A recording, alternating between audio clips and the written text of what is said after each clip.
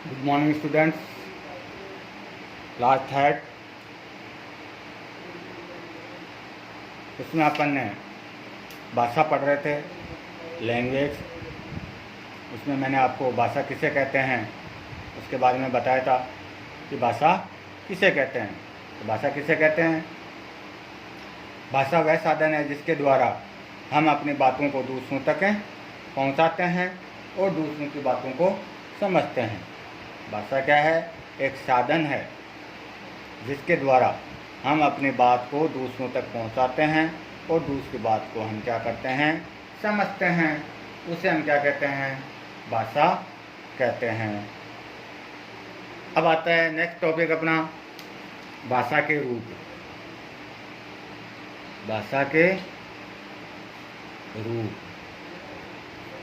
तो भाषा के रूप, तो भाषा के दो रूप होते हैं। पहला है मौखिक भाषा।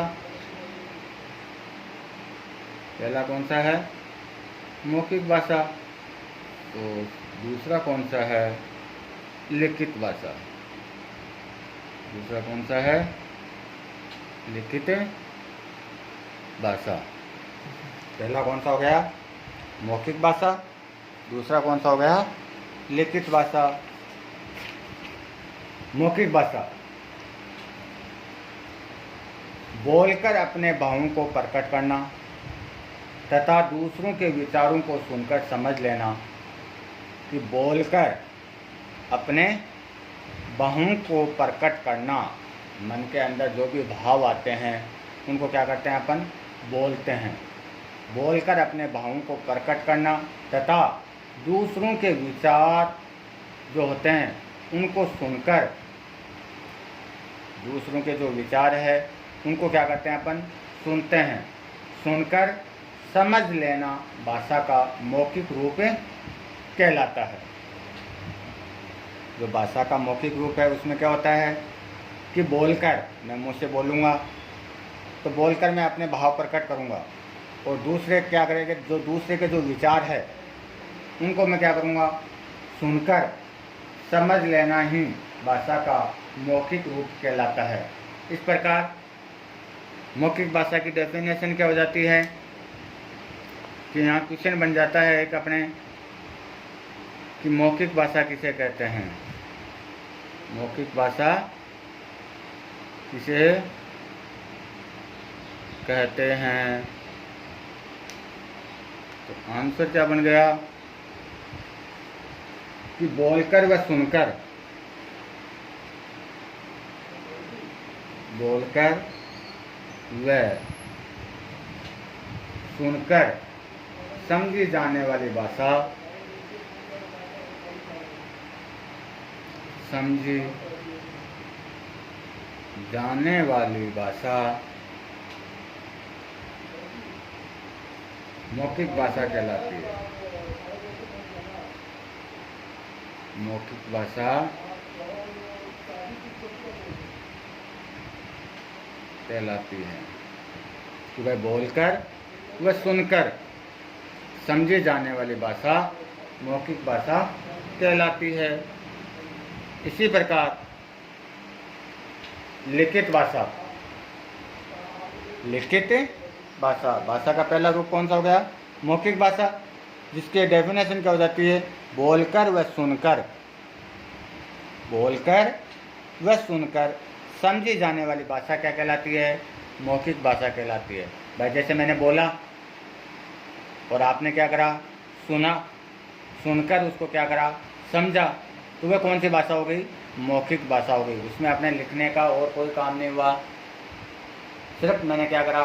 मुँह से बोला। मुँह से जैसे मैंने बोला, आपने उस भाषा को सुना जो मैंने वो बोला और सुनकर उसको समझा। तो वह कौन सा भाषा का रूप हो गया? मौखिक भाषा का रूप हो जाता है। तो इस प्रकार हम डेफिनेशन भी अपनी बन सकती है, एग्जाम में भी पूछा जाता है, आपको याद भी होना चाहिए कि मौखिक भाषा किसे कहते हैं? बोलकर व सुनकर समझी जाने वाली भाषा को हम क्या कहते हैं? मौखिक भाषा कहते हैं। अगला भाषा का रूप कौन सा आता है? लिखित भाषा। अगला कौन सा आता है? लिखित भाषा। लिख कर अपने भावों को प्रकट करना तथा पढ़कर दूसरों के विचारों को समझ लेना भाषा का लिखित रूप कहलाता है।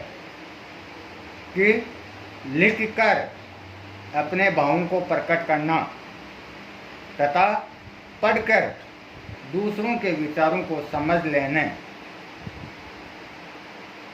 दूसरों के विचारों को, जैसे मैंने लिखा कुछ, लिख कर मैंने कुछ भी भाव प्रकट करे, जैसे मैंने आपको क्वेश्चन दिए ब्लैक बोर्ड पर या अभी मैं कॉपी में लिख रहा हूँ, तो आप क्या करोगे कि जो मैं लिख रहा हूँ उसको आप क्या करोगे, पढ़ोगे।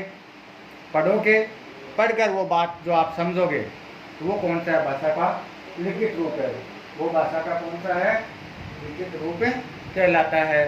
इस प्रकार क्वेश्चन बनता है अपना, लिखित भाषा किसे कहते हैं। क्वेश्चन क्या बनता है, लिखित भाषा किसे कहते हैं। तो आंसर बन जाएगा अपना, लिख कर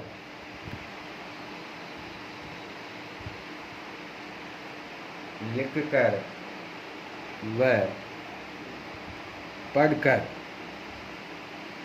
लिखकर व पढ़कर समझी जाने वाली भाषा, समझी जाने वाली भाषा लिखित भाषा कहलाती है। लिखित भाषा कहलाती है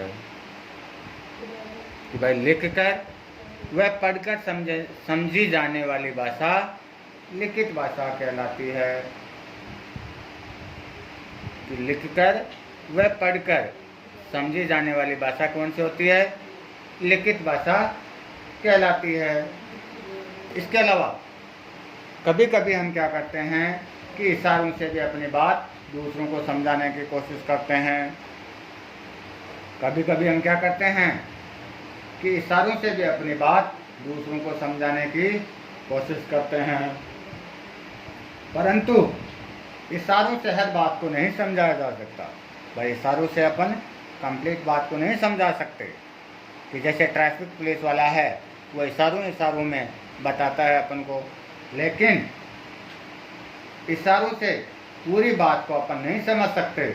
इसी कारण इशारों से अपने मन की बात दूसरों को बताना या किसी बात को समझना भाषा नहीं कहलाते। इसीलिए इसको भाषा का कोई रूप है, इशारों से जो अपन बात समझाते हैं वो भाषा का रूप नहीं माना गया है। क्यों नहीं माना गया है, क्योंकि इशारों से कुछ ही बात को अपन समझ सकते हैं, लेकिन कंप्लीट बात अपन इशारों से नहीं समझ सकते। इसलिए इसको भाषा के रूप में शामिल नहीं किया गया है। आया समझ में। इस प्रकार अपने भाषा के सिर्फ दो ही रूप होते हैं। पहला है अपना मौखिक भाषा, दूसरा है अपना लिखित भाषा। मौखिक भाषा किसे कहते हैं और लिखित भाषा किसे कहते हैं। यह अपना CW था। तो यही अपना क्या रहेगा, होमवर्क रहेगा। ठीक है, धन्यवाद।